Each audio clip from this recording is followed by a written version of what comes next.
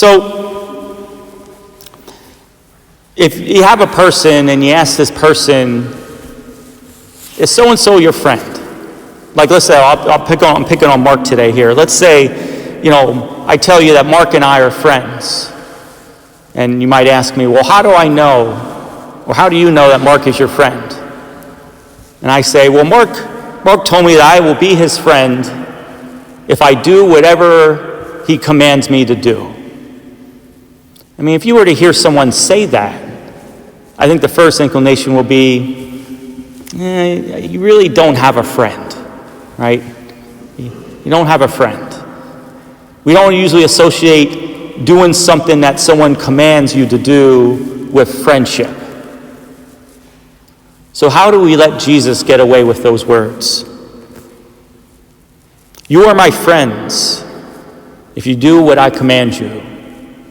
Right here, right in the middle of this gospel passage. So we'll break that down a little bit here this afternoon. And we'll begin with, there's really 3 levels to the spiritual life. The first level is to be a disciple out of fear of punishment, right? Many of us never get past stage 1. We say we're a Christian and we're a disciple of Jesus, but we do so because we don't want to go to hell. We don't want to be punished by God. Jesus says in this gospel passage, I no longer call you slaves, because a slave does not know what his master is doing. I've called you friends. While for the sake of one's salvation, it's okay to remain in that level of the fear of the Lord, so to speak. Again, to be a Christian because you don't want to be punished, that's fine. But our Lord is inviting us to something more. He doesn't want us to live our lives in fear of him. He doesn't want us to live life, our entire Christian life, of just, again, trying to avoid hell. That's not why he became man and died on the cross.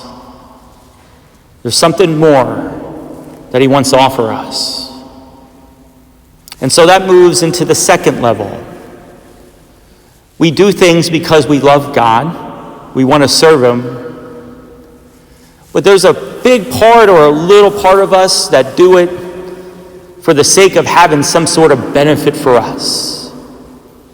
And again, many of us operate on that level, not only in our friendship with God, but in our just regular daily friendships with people. There's often a benefit, They provide something. Sometimes it's material things, but other times it's just that fear, that sense of, that feeling of, easing my loneliness.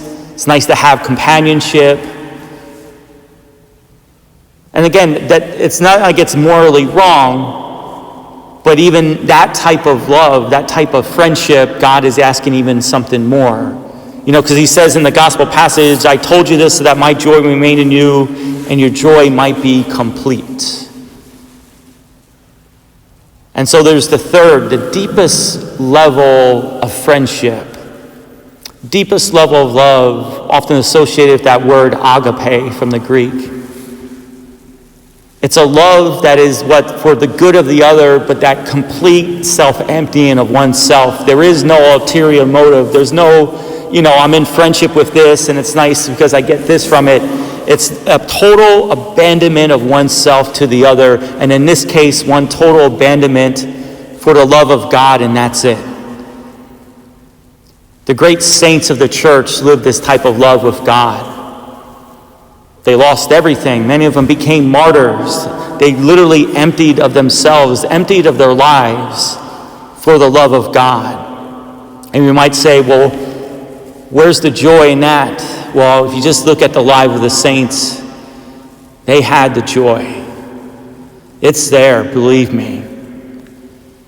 We are creatures, we are people created to give of ourselves to another. This is the blueprint for joy. This is the blueprint of discipleship. And so to go back to that first question today, how can we let Jesus get away with a statement, you are my friends if you do what I command you? Well, there's different types of friends, right? There's friends by proximity. We're friends with our neighbors and friends with our coworkers because of the proximity of bodies. They're right next to us. We associate them. We live with them every day. But there's another type of friendship that has to deal with what? A sharing of values, a sharing of a way of life. Everything that our Lord instructs us to do is because he has done it for us. Remember his commandment. What is the commandment? It's to love one another as I have loved you.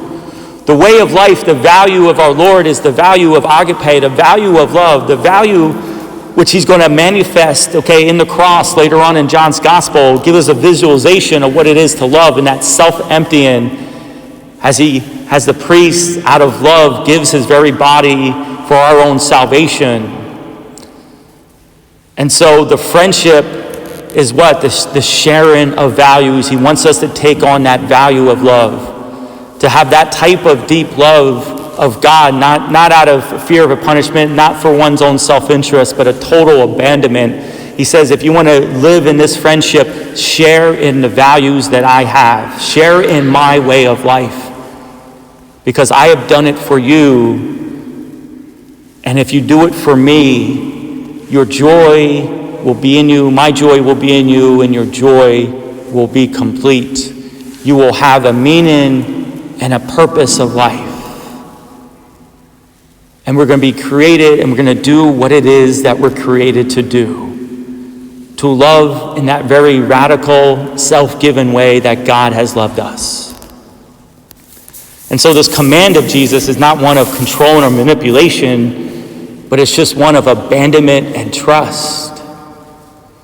God has made himself vulnerable by becoming man and by giving of himself to us. And now he's asking us to complete the joy in us, to imitate the friendship, the way of life of God, and to become truly not a slave, not one who is afraid of God, but one who loves God and totally trusts himself to God. That's why he gives us the command. It's not through force, but the command is through what? Is through imitation. And so may we love in that way, and may the joy of Jesus Christ be in us, and may it be completed in us. May God bless you.